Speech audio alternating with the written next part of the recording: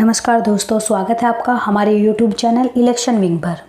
अगर आप लोग हमारे चैनल पर नए हैं तो चैनल को प्लीज़ लाइक कीजिए, शेयर कीजिए और सब्सक्राइब कीजिए। आज हम समझेंगे भारत निर्वाचन आयोग के बारे में।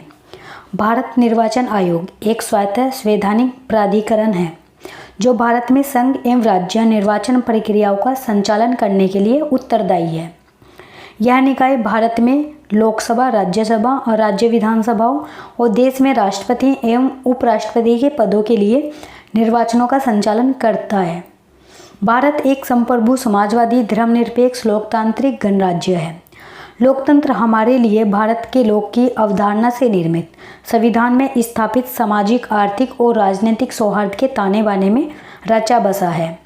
संविधान में परिकल्पित लोकतंत्र की अवधारणा में संसद और राज्य विधानसभाओं में निर्वाचन के माध्यम से लोगों के प्रतिनिधित्व की व्यवस्था की गई है।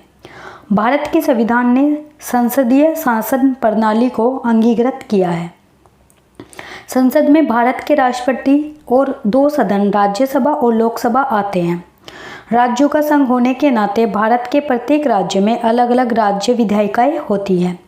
राज्य विधायकों में राज्यपाल और 2 सदन, विधान परिषद और विधानसभा शामिल है। जैसे 7 राज्यों के नाम हम आपको बताने जा रहे हैं, जैसे आंध्र प्रदेश, तेलंगाना, बिहार, जम्मू कश्मीर, कर्नाटक, महाराष्ट्र और उत्तर प्रदेश में द्विसदनात्मक व्यवस्था है और शेष 22 राज्यों में राज्यपाल और राज्य विधानसभा की व्यवस्था विद्यमान है। उपयुक्त के अलावा 7 संघ राज्य क्षेत्रों में 2 राष्ट्रीय क्षेत्रों के नाम जैसे दिल्ली और पुडुचेरी की अपनी अपनी विधानसभाएं हैं। अब समझेंगे निर्वाचन क्षेत्र एवं सीटों के आरक्षण के बारे में। देश को 543 संसदीय निर्वाचन क्षेत्रों में बांटा गया है, जिनमें से प्रत्येक लोकसभा संसद के निम्न सदन में से एक संसद सदस्य भेजता है। भारत के संघात्मक लोकतांत्रिक गणतंत्र में 36 निर्वाचक इकाइयां हैं।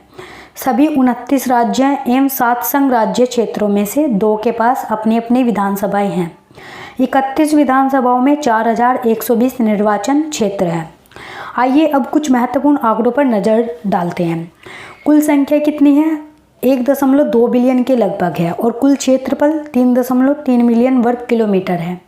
निर्वाचन की संख्या 83 करोड़ से ज़्यादा है। और अब जानते हैं पुरुष मतदाताओं की कुल संख्या कितनी है।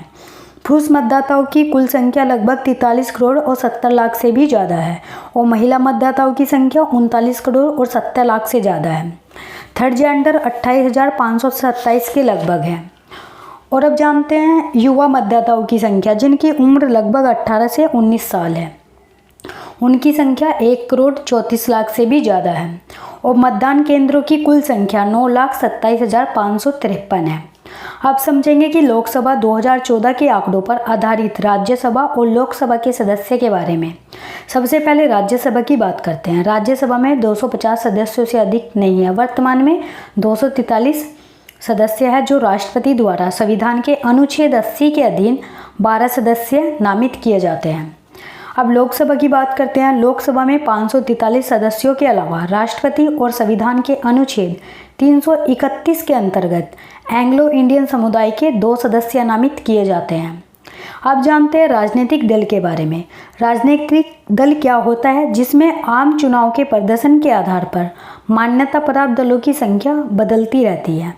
15 अप्रैल 2019 की तारीख में चुनाव आयोग की वेबसाइट पर राष्ट्रीय दलों की संख्या 7 और राजनीतिक स्तरीय दलों की संख्या 35 और गैर मान्यता प्राप्त पंजीकृत राजनीतिक दलों की संख्या 2044 थी। 7 राष्ट्रीय दल और उनकी पार्टी के नाम के बारे में जानते हैं कि कौन कौन सी पार्टियां हैं। जैसे पहले नंबर पर Bharatiya Janata party, Bahujan Samaj party, communist party of India, Marxist, Indian national Congress, nationalist Congress party और अखिल भारतीय तृणमूल कांग्रेस पार्टी है।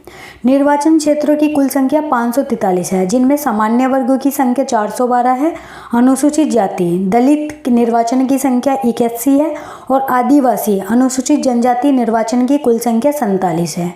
तो टोटल निर्वाचन की संख्या 543 है। आपको हमारी ये वीडियो कैसी लगी कमेंट में ज़रूर बताइएगा। मिलते हैं आपसे अगली वीडियो में कुछ दिलचस्प खबरों के साथ। धन्यवाद।